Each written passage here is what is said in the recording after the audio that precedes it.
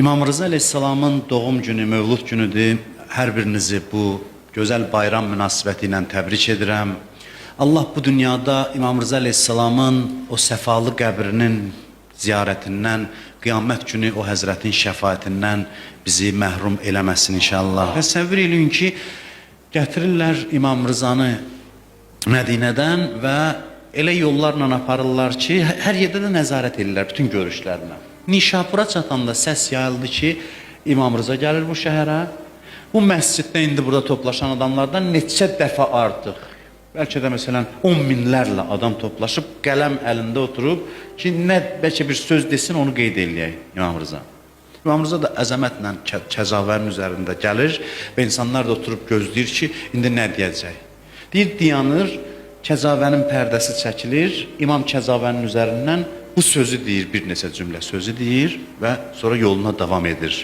Deyir, mən atam Musa ibn Cəfərdən, o atası Cəfər ibn Muhamməddən, o atası Muhammed ibn Əlidən, o atası Əli ibn Hüseyndən, o atası Hüseyin ibn Əlidən, o qardaşı Həsən ibn Əlidən, o atası Əli ibn Əbu Talibdən, o qardaşı Peyğəmbərdən, Peyğəmbər də Cəbraildən, Cəbrail də Allahdan nəql eləyir ki, Allah buyurur, kəlimətü la ilahə illallah hisni, fəmən dəxələ hisni, əminə min əzabi.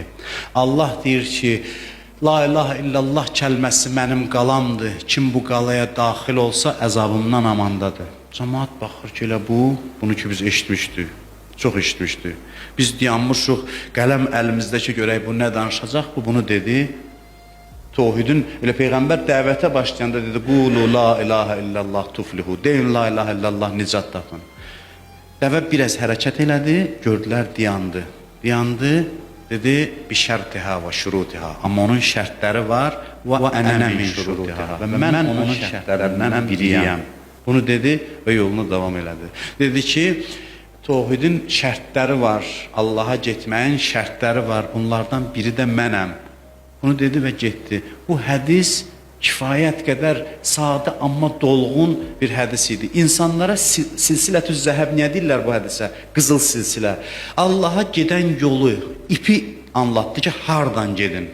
Bu asan məsələ deyildi. O cəmaat da orada toplaşmışdı, onlar Əhl-i-Beyt məktəbinə aid deyildi çoxsu.